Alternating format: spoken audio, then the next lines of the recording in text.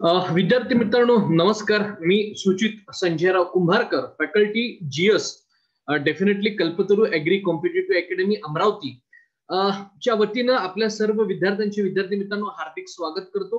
आपल्या सर्वांना विद्यार्थी मित्रांनो माहित आहे की जो एमपीसी मध्ये जो नव्याने एक घोषणा काल जी झालेली आहे, ती नव्यानं घोषणा जी झाली, जी अनाउन्समेंट झाली आहे, जो बदल झालेला आहे तो आज परत विद्यार्थी मित्रांनो आपण समजून घेतोय. समजून घ्या. पहा विद्यार्थी मित्रांनो, खूप महत्वाचं आहे की बरेच वेळा जे आहे आपण समजून घेत असताना म्हणजे आपण पाहत असताना काय होतंय की जो बदल आहे, ठीक आहे, हा जो आहे हा गृहीत धरूनच आपण स्पर्धा परीक्षेकडे विद्यार्थी मित्रांनो मार्गक्रमण केलं पाहिजे, या वैयक्तिक मताचा विद्यार्थी मित्रांनो मी आहे. पहा एमपीसी मध्ये बरेच वेळा जे आहे वेगवेगळे बदल होत असतात, तर त्यातलाच एक क्रांतिकारी बदल जो आहे हा असं आपल्याला म्हणता येईल. जी घोषणा झालेली आहे ती विद्यार्थी मित्रांनो अशी एक इमेज जी तुमच्या समोर सध्या दिसत आहे, ही इमेज विद्यार्थी मित्रांनो जी आहे ही सगळीकडे व्हायरल झाली.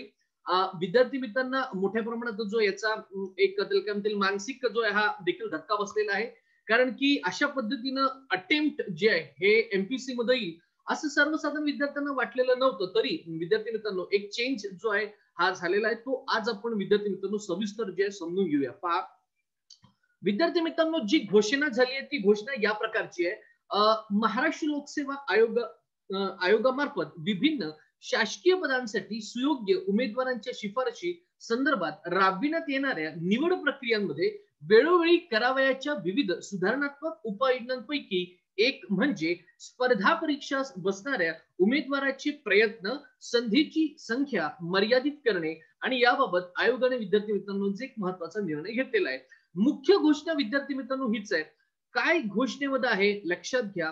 सगळ्यात महत्वाचं आहे की आपल्या सगळ्यांना माहिती आहे मोठ्या प्रमाणात विद्यार्थी जे आहे हे स्पर्धा परीक्षेला एमपीसीच्या विविध परीक्षांसाठी विद्यार्थी मित्रांनो बसतात, त्याचा अभ्यास करतात.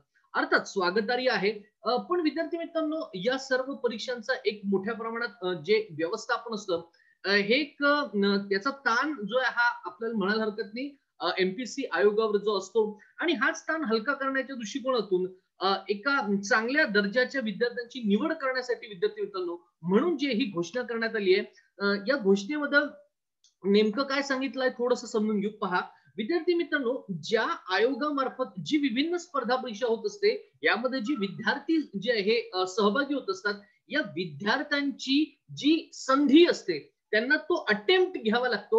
या अटेम्प्ट वर विद्यार्थी मित्रांनो आता एक मर्यादा जी आहे निश्चित करण्यात आलेली आहे. हा जो जी त्यांना संधी मिळत होती ही संधीची जी मर्यादा आहे आता विद्यार्थी मित्रांनो निश्चित करण्यात आली. काय बदल झाला लक्षात घ्या. खुला, ज्याला आपण अराखीव उमेदवार असं म्हणतो विद्यार्थी मित्रांनो, ज्याला आपण इंग्लिशमध्ये ओपन कॅटेगरीतले विद्यार्थी असं म्हणतो, या विद्यार्थ्यांसाठी आता फक्त 6 अटेम्प्ट मित्रांनो जे आहे हे तुम्हाला जे आहे देता येणार आहे. मित्रांनो दुसरं पाहतात काय म्हणताय, अनुसूचित जमाती व अनुसूचित जाती प्रवर्गातील उमेदवारास कमाल संधीची मर्यादा लागू राहणार नाही. विद्यार्थी मित्रांनो समजून घ्या, विषय आपला असा आहे, समजून आपल्याला असं घ्यायचं आहे की एससी आणि एसटीतले जे विद्यार्थी आहे यांच्यासाठी कुठलाही अटेम्प्ट जो आहे या अटेम्प्टची मर्यादा विद्यार्थी मित्रांनो जे आहे लिमिटेशन्स जे आहे हे निश्चित केलेले नाही. ते कितीही परीक्षांना जे आहे हे काय बसू शकतील आणि स्पर्धा परीक्षा मित्रांनो देऊ शकतील, एमपीसीचे पेपर देऊ शकतील. मित्रांनो सगळ्यात महत्वाचा याच्यातला जो प्रॉब्लेम आहे हा आपण ओबीसी विद्यार्थ्यांसाठीचा आता पाहू. ओबीसी विद्यार्थ्यांसाठी विद्यार्थी मित्रांनो फक्त 9 अटेम्प्ट जे आहे हे आता जे त्यांना राहणार आहे. जरी विद्यार्थी हे मित्रांनो आपण हे अटेम्प्ट जर आपण समजून घेतले तर पहा हे अटेम्प्ट फक्त आणि फक्त ठीक आहे पूर्व परीक्षेसाठी विद्यार्थी मित्रांनो यांनी ग्राह्य जे हे पकडण्यात आले आहे. उमेदवारांच्या संधीची संख्या खालील नमूद केल्यानुसार जे आहे लागू राहील असं देखील आयोगाचं म्हणणं आहे. उमेदवाराने पूर्व परीक्षेत भाग घेतल्यास संबंधित स्पर्धा परीक्षेची संधी समजली जाईल. विद्यार्थी मित्रांनो पूर्व परीक्षा म्हणजे काय लक्षात घ्या. राज्यसेवा पूर्व परीक्षा आहे, संयुक्त गट ब पूर्व परीक्षा आहे. त्यानुसार आता जो आपण बदल झाला आहे आणि तुम्ही देखील तो व्हिडिओ जो आम्ही आणलेला आहे कल्पतरू ऍग्रीकल्चरच्या वतीनं, जो ऍग्रीकल्चर मध्ये फॉरेस्ट एक्झाम आहे आणि इंजिनिअरिंग एक्झाम मध्ये जो बदल झाला, म्हणजे पहा मित्रांनो या तिन्ही परीक्षा आता ज्या यांची देखील एकत्रित एक कंबाईन एक्झाम जे विद्यार्थी मित्रांनो आयोग जे हे आता घेणार आहे. विद्यार्थी मित्रांनो लक्षात घ्या, खऱ्या अर्थानं जे एमपीएससी ऍग्रीकल्चरची फक्त विद्यार्थी तयारी करत होते जे फॉरेस्टची एक्झामची देखील तयारी करत होते मित्रांनो, यांच्यासाठी एक सुवर्ण संधी आहे. ती कशी? जर विद्यार्थी मित्रांनो फक्त ऍग्रिकल्चरचा एक प्रिलिम राहिला असता, एक वनसेवेचा एक प्रिलिम वेगळा राहिला असता, तुमचे 2 अटेम्प्ट विद्यार्थी मित्रांनो जे आहे त्यामध्ये गेले असते. पण आता हे आपल्यासाठी देखील चांगलं आहे. काय की आपल्याला तो दोघाही परीक्षेसाठी मित्रांनो एक अटेम्प्ट जो हातात राहणार आहे. तर लक्षात घ्या, मला प्रामाणिकपणे सांगायचं आहे की फार हताश निराश वगैरे होऊ नका. ठीक आहे. एखादा उमेदवार पूर्व परीक्षेच्या कोणत्याही एका पेपरसाठी उपस्थित राहिल्यास त्याची संधी देखील विद्यार्थी मित्रांनो ही जी आहे ही समजली जाणार आहे. लक्षात घ्या, उमेदवार कोणत्याही कारणास्तव परीक्षेच्या कोणत्याही टप्प्यावर अपात्र ठरल्यास किंवा त्याची उमेदवारी जर रद्द झाली तर तरीही त्याची परीक्षेसाठी जी संधी आहे मित्रांनो ही ग्राह्य पकडल्या जाणार आहे.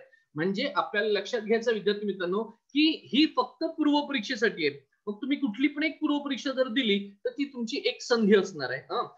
विद्यार्थी मित्रांनो, जाणीवपूर्वक एक गोष्ट जी आहे आम्हाला जे आहे तुम्हाला सांगायची आहे, फार जे आहे त्याचं टेन्शन घेण्याची वगैरे जे विशेष आवश्यकता नाही. फक्त आपल्याला काय करायचं आहे, जेव्हा आपण स्पर्धा परीक्षेचा अभ्यास करणार आहे, हा अभ्यास करत असताना विद्यार्थी मित्रांनो जर तुमचा खरंच अभ्यास झाला असेल तर आणि तरच जे आहे तुम्ही काय हा पेपर विद्यार्थी मित्रांनो दिला गेला पाहिजे आणि ही संधी मित्रांनो जी आहे आता तुम्ही घेतली पाहिजे. विद्यार्थी मित्रांनो, आयोगाने असं देखील सांगितलं आहे की आज डेफिनेटली लक्षात घ्या 31 डिसेंबर 2020 म्हणजे या वर्षातला शेवटचा दिवस आणि उद्या 1 जानेवारी 2021 मध्ये विद्यार्थी मित्रांनो हा नवीन बदल जो आहे हा होणार आहे. 21 मध्ये ज्या की परीक्षा होणार आहे या सर्व परीक्षांसाठी हा बदल मित्रांनो जो आहे हा आयोगामार्फत जो हा लागू असणार आहे. कारण मला असं वाटते जर या अनुषंगाने आपल्यास कुठलाही जर प्रश्न वगैरे विचारायचे असलेच तर डेफिनेटली कल्पतरूच्या ज्या डेफिनेटली डायरेक्टर्स आहेत स्नेहा पोटे मॅडम, त्यांचा एक नंबर जो आहे तुमच्या समोर इथे दिलेला आहे. त्याचप्रमाणे स्नेहल राऊत मॅडम जे आहे यांचा देखील एक मोबाईल नंबर आपण जे आहे तुम्हाला दिलेला आहे.